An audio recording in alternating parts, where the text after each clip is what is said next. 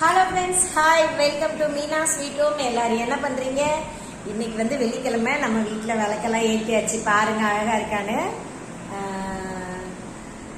இன்னைக்கு என்ன பத்தி பேச போறேன் தெரியுமா? அப்புறம் லாஸ்ட் நான் வீடியோ போட்டிருந்தேன். அந்த வீடியோ பார்த்துட்டு 2 நல்ல உள்ளங்கள் எனக்கு ஃபோன் பண்ணி கேட்டாங்க, ஏன் இவ்வளோ ஃபீலிங்கா போட்டிருக்க அப்படின்னு.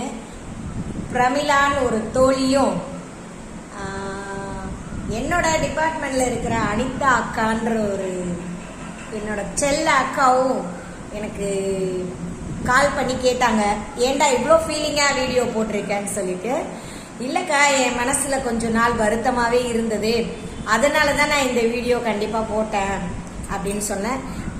சரி, நடக்கிறது நடக்கட்டும், பேசுறவங்க பேசட்டும், நீ அளவோட பேசிட்டு நீ பாட்டு போயிட்டேருன்னு சொன்னாங்க. ஓகே சொல்லியாச்சு. ஓகே ஃப்ரெண்ட்ஸ், யாரோட மனசனா கஷ்டப்படுத்தி இருந்தா நான் மன்னிப்பு கேட்டுக்கிறேன். I am very very sorry. சரி, ஓகே நண்பர்களே, இந்த வீடியோ எதுக்காக தெரியுமா? நாளைக்கு வந்து ஆடிப்பெருக்கு. பொதுவாகவே ஆடிப்பெருக்குன்னா என்ன பண்ணணும்னு கேட்டா,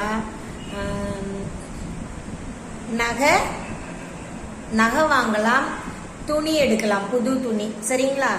உங்களால முடியலைன்னா இந்த 2மே எடுக்க முடியாதவங்க, என்னால முடியாது, இந்த வாட்டி ரொம்ப டிமாண்ட்ல ஓடிக்கிட்டு இருக்கு. ஏன்னா நம்ம வந்து இந்த வீட்டுக்கு ரெண்டே நம்ம பாதி சம்பளம் முக்கால்வாசி போயிருது. அதனால அப்படியே இழுத்து பிடிச்சுதான் சமாளிச்சுட்டு இருக்கோம். அதனால அப்படி வாங்க முடியாதவங்க கல்லுப்பூ வாங்குங்க. அப்புறம் நம்ம முகத்துக்கு தேய்ச்சி பூசுவோம்ல, அந்த குண்டு மஞ்சள் வாங்குங்க. மளிகை ஜாமான்ல போடுவோம்ல, மசாலால போடுற மஞ்சள் கிடையாது, மூஞ்சிக்கு பூசுற மஞ்சள், அதாவது முகத்துக்கு பூசு மஞ்சள் கிழங்கு, குண்டு மஞ்சள் கிழங்கு வாங்குங்க. அதுக்கப்புறம் அரிசி பருப்பு வாங்கலாம். முக்கியமா பால் பூ வாங்குங்க. மஞ்சள் குங்குமம் வாங்குங்க. மஞ்சத்தூள் குங்குமம்.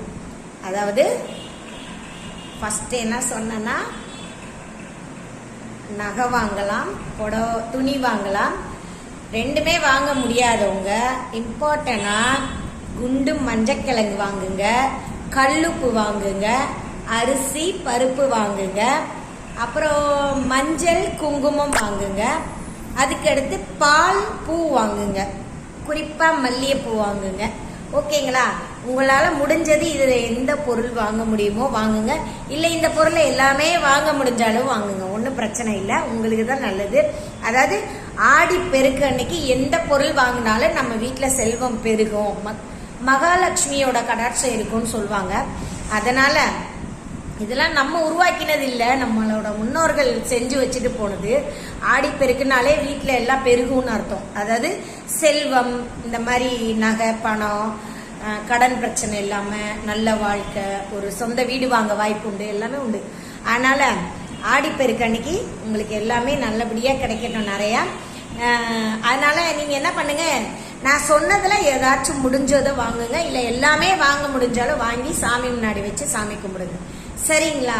ஓகே ஃப்ரெண்ட்ஸ், எனக்கு தெரிஞ்சதை உங்களுக்கு ஷேர் பண்ணியிருக்கேன். உங்களுக்கு தெரிஞ்சதை கமெண்ட் பாக்ஸ்ல சொல்லுங்க. அடுத்த வீடியோல பார்க்கலாம். Have a nice day. By.